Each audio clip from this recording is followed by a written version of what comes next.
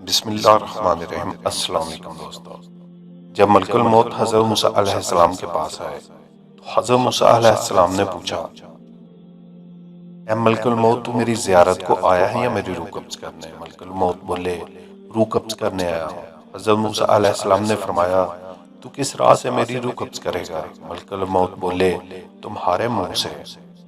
حضرت موسیٰ علیہ السلام نے کہا، تجھ کو معلوم ہونا چاہیے کہ میں نے منہ سے خدا سے تکلم کیا۔ انہوں نے کہا کہ میں آنکھ سے نکال لوں گا۔ تو حضرت موسیٰ علیہ السلام کہنے لگے، آنکھ سے میں نے خدا کا نور دیکھا ہے۔ انہوں نے کہا، اچھا ہم پیر کی راہ سے نکالیں گے۔ حضرت موسیٰ علیہ السلام نے کہا کہ میں پیر سے چل کر کوہ طور پر گیا تھا۔ پھر انہوں نے کہا کہ میں خدا کے حکم سے تیری روح قبض کروں گا۔ بس حضرت موسیٰ بہت غصے میں آئے اور کہا، اے اسرائیل، کتنے ہزار کلام میں نے خدا سے بلا واسطہ کیے، کوئی بیچ میں واسطہ نہ تھا۔ بس آپس کی عزت کی قسم ہے کہ جلدی جان دینا پسند نہ کروں گا۔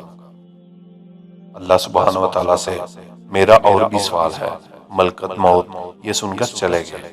جناب باری تعالیٰ میں عرض کی کہ خدایا، تجھ کو خوب معلوم ہے جو موسیٰ نے مجھ کو کہا کہ اس وقت میں جان دینا پسند نہیں کروں گا۔ پھر خطاب آیا کہ اے موسیٰ، تو میری طرف آنے کو راضی نہیں ہے؟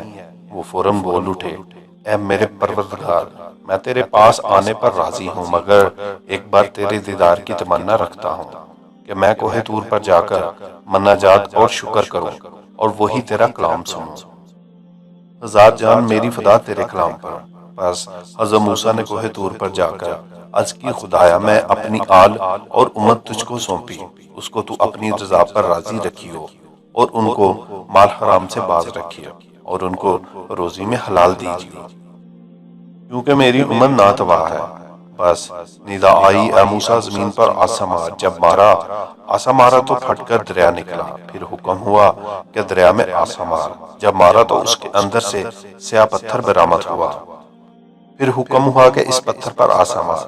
جب مارا تو وہ پتھر دو ٹکڑے ہو گیا۔ اس میں ایک کیڑا نکلا۔ وہ کیڑا منہ میں گھاس لے کر اللہ کا ذکر کرتا ہوا تسبیح کر رہا تھا۔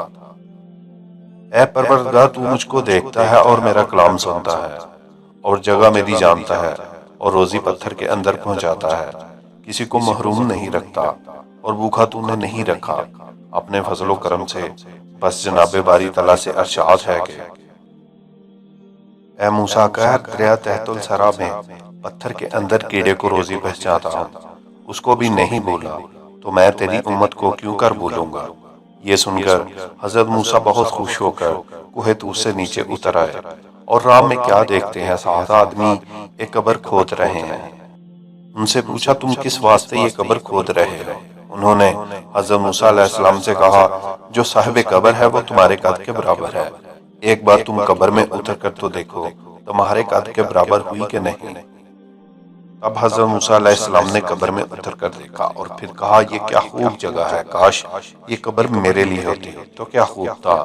اسی وقت جبرائیل علیہ السلام نے ایک سیب بہشت سے لا کر حضرت موسیٰ کے سامنے رکھ دیا۔ انہوں نے اس کو سونگا اور فوراً جاں بحق تسلیم ہو گئے، اور فرشتوں نے آپ کو نہلا دہلا کر بہشت کا کفن پہنایا اور جنازہ پڑھ کر اسی قبر میں دفن کر کے قبر کو چھپا دیا۔